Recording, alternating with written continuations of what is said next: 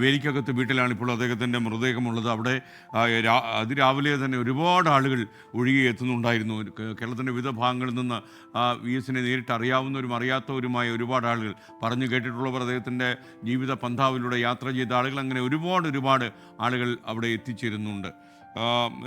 സുനിലിനെ പോലെ കുറേ ആൾക്കാർ ചോദിക്കുന്നു, അങ്ങയുടെ വ്യക്തിബന്ധം, ഒരുപാടൊന്നും അദ്ദേഹമായിട്ട് വ്യക്തിബന്ധം ഉണ്ടാക്കാൻ കഴിഞ്ഞിട്ടില്ല. അദ്ദേഹത്തെ പലപ്പോഴും നമുക്ക് ദൂരെ നിന്ന് കാണാനായിരുന്നു ഏറ്റവും ഇഷ്ടം. കാരണം താൻ വിശ്വസിച്ച തത്വശാസ്ത്രം, താൻ വിശ്വസിച്ച കമ്മ്യൂണിസ്റ്റ് സൗന്ദര്യശാസ്ത്രം, അതിലൊക്കെ വെള്ളം ചേർക്കാതെ മുന്നോട്ട് പോകുന്ന രാഷ്ട്രീയ വെളിച്ചമായിരുന്നു പലപ്പോഴും VS അച്യുതാനന്ദൻ. എനിക്ക് ഏറ്റവും വളരെ പ്രധാനപ്പെട്ട ഒരു കാര്യം, ഞാൻ VS അച്യുതാനന്ദനുമായിട്ടുള്ളൊരു ജനകീയ കോടതി ഷൂട്ട് ചെയ്യണം. കാരണം അന്ന് ജനകീയ കോടതി എന്ന് പറഞ്ഞാൽ നിങ്ങൾക്ക് ഇന്ന് കാണുന്ന പോലെ ഈ കോടതിയുടെ പ്രതിക്കൂട്ടിൽ അദ്ദേഹം വന്ന് ഇരിക്കണം. അദ്ദേഹത്തെ നമ്മൾ വിചാരണ ചെയ്യും.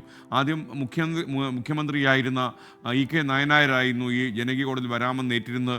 എന്നാൽ സംസ്ഥാനം ഭരണം നിലനിർത്തുന്ന മുഖ്യമന്ത്രിയായ ഒരാൾ പ്രതിക്കൂട്ടിൽ കയറിയിരുന്ന് വിചാരണയിൽ ചോദിക്കുന്ന ചോദ്യങ്ങൾക്ക് ഉത്തരം പറയുന്നത് പാർട്ടിക്ക് തലോത്തരമായി AK സെന്ററിൽ തന്നെ തീരുമാനമെടുത്തു എന്നാണ് ഞാൻ അറിഞ്ഞത്.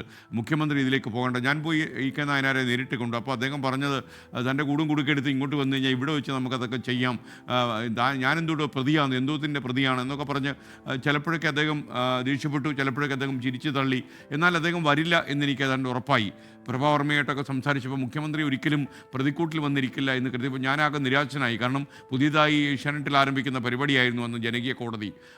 ഈ കോടതിയിലേക്ക് K കരുണാകരൻ ഉൾപ്പെടെയുള്ള ആളുകളെ നമ്മൾ റെക്കോർഡ് ചെയ്തിട്ടുണ്ടെങ്കിൽ പോലും ഈ CPM-ൽ നിന്ന് ആരും വരില്ല എന്നറിഞ്ഞപ്പോൾ അത് ഏകപക്ഷീയമായിട്ട് ഒരു വിഭാഗം ആളുകൾ മാത്രം, ഒരേ രാഷ്ട്രീയ മനസ്സുള്ള ആളുകൾ മാത്രം പങ്കെടുക്കുന്ന പരിപാടിയായിട്ടത് മാറുമെന്ന് ഞാൻ കരുതിയിരുന്നു. കേരള കൗമുദിയിൽ അന്നുണ്ടായിരുന്ന BC ജോജോയെ ഞാൻ സമീപിച്ചെന്ന്. ജോജോ അദ്ദേഹവുമായി വളരെ അടുപ്പമുള്ള ആളാണ്. പലപ്പോഴും ഈ കേരളത്തിലെ പത്രമാധ്യമ രംഗത്ത് എന്തെങ്കിലും കാര്യമുണ്ടായാൽ അവിടുത്തെ ചലനങ്ങളൊക്കെ അന്ന് VS മനസ്സിലാക്കിയിരുന്നത് ജോജോ വഴിയായിരുന്നു. അപ്പോൾ ജോജോ പറഞ്ഞു നമുക്ക് ശരിയാക്കാമെന്നേ, വളരെ ഈസി ആയിട്ട് പറഞ്ഞു. ഞാൻ പറഞ്ഞു അത് ചിലപ്പോൾ സംഭവിക്കില്ല, കാരണം പാർട്ടി ഒന്നടങ്കം ഇത്തരം ഒരു പ്രതിക്കൂട്ടിലേക്ക് സമുന്നതരായ നേതാക്കന്മാരെ അയക്കേണ്ടെന്ന് തീരുമാനിച്ചിട്ടുണ്ടെന്നൊക്കെയാണ് ചില ആളുകൾ പറഞ്ഞത്. AK സെൻ്റർ ഇടനാഴികളിലൊക്കെ അങ്ങനെ ഉണ്ട് എന്ന് പറയുന്നു. നമുക്കറിയില്ല AK സെൻ്ററിൽ നിന്ന് ആരെങ്കിലും അങ്ങനെ നിർദ്ദേശിച്ചോ എന്നറിയില്ല. എന്നാലും നമുക്ക് പുറത്തു പറയുന്ന കാര്യങ്ങൾ അതൊക്കെയായിരുന്നു. അപ്പോൾ ഒരു വൈകുന്നേരം 4 മണിക്ക് ഈ VS-നോട് സംസാരിച്ചതിന് ശേഷം അദ്ദേഹം നമ്മുടെ ലൊക്കേഷനിൽ എത്തും എന്നായിരുന്നു പറഞ്ഞു കേട്ടിരുന്നത്. അപ്പോൾ 4 മണിക്ക് ഒരിക്കലും അദ്ദേഹം വരില്ല. എന്നാലും ഞങ്ങൾ കുറച്ച് പേർ അവിടെ തടിച്ച് കൂടിയിരുന്ന് വർത്തമാനങ്ങളൊക്കെ പറഞ്ഞിങ്ങനെ ഇരിക്കുമ്പോൾ പെട്ടെന്നൊരു ടാക്സി വന്ന് അവിടെ നിന്നു. നമ്മൾ നോക്കുമ്പോൾ ടാക്സിയിൽ നിന്ന് ഒരു മുന്നറിയിപ്പുമില്ലാതെ VS അച്യുതാനന്ദൻ ഇറങ്ങി വരുന്നു. അദ്ദേഹത്തിൻ്റെ പതിവ് രീതിയിലുള്ള ചിരിയും ഈ ഉടുത്തിരിക്കുന്ന മുണ്ടിൻ്റെ കോണിൽ പിടിച്ചിട്ടുള്ള നടപ്പും ഒക്കെ ഞങ്ങളെ അത്ഭുതപ്പെടുത്തി. കാര്യം പെട്ടെന്ന് അദ്ദേഹത്തെ നമ്മൾ വിചാരണ ചെയ്യാൻ ആരംഭിക്കുന്നു. ജനകീയ കോടതിയുടെ കസേരയിലേക്ക്, പ്രതിക്കൂട്ടിലെ കസേരയിലേക്ക് VS അച്യുതാനന്ദൻ ഒരു വ്യത്യാസവുമില്ലാതെ കയറിയിരിക്കുന്നു. ഏതാണ്ട് അന്ന് യഥാർത്ഥ മലമ്പുഴയിൽ തെരഞ്ഞെടുപ്പ് നടക്കാൻ പോകുന്ന സമയമായിരുന്നു. അത് 2.5-3 മണിക്കൂറോളം അദ്ദേഹം ഒരുപാട് ചോദ്യങ്ങൾക്ക് ഉത്തരം പറഞ്ഞു.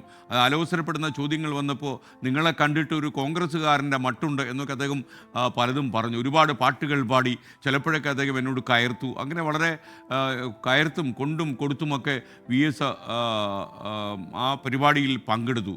മാത്രമല്ല എന്നെ ഏറ്റവും സന്തോഷിപ്പിച്ച കാര്യം, ഒരു ചോദ്യത്തിനും ഉത്തരം പറയാതെ ഇരുന്നില്ല VS എന്നുള്ളതാണ്. പിന്നീട് അത് നല്ല മനോഹരമായിട്ട് എഡിറ്റ് ചെയ്തായിരുന്നു. അത് ഞാൻ തന്നെ എഡിറ്റ് ചെയ്താണ് സംപ്രേഷണം ചെയ്തത്.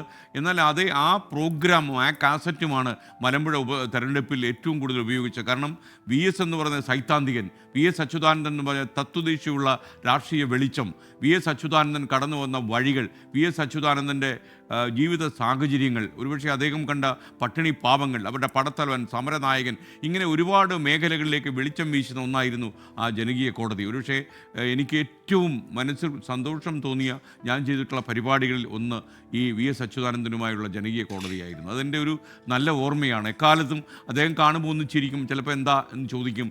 അങ്ങനെയൊക്കെയുള്ള പരിമിതമായ ചോദ്യങ്ങൾ മാത്രമേ അദ്ദേഹത്തിൻ്റെ ഭാഗത്ത് ഉണ്ടെങ്കിലും അദ്ദേഹം ഒരു സ്നേഹവാത്സല്യങ്ങളുടെ അലകടലായിരുന്നു എന്ന കാര്യത്തിൽ നമുക്ക് സംശയമില്ല. പരിചയക്കാരെയൊന്നും ഒരിക്കലും അദ്ദേഹം കണ്ടില്ലെന്ന് നടിക്കില്ല, പ്രത്യേകിച്ച് മാധ്യമപ്രവർത്തകരെ. അദ്ദേഹത്തിന് ഇഷ്ടമായിരുന്നു മാധ്യമപ്രവർത്തകർ എന്തെങ്കിലും ആവശ്യമില്ലാത്ത ചോദ്യങ്ങൾ ചോദിച്ചാൽ തിരിച്ച് അതേപോലെ മറുപടി പറയുന്നതും അദ്ദേഹത്തിന് എന്നുമുള്ള നല്ല സ്വഭാവമായിരുന്നു.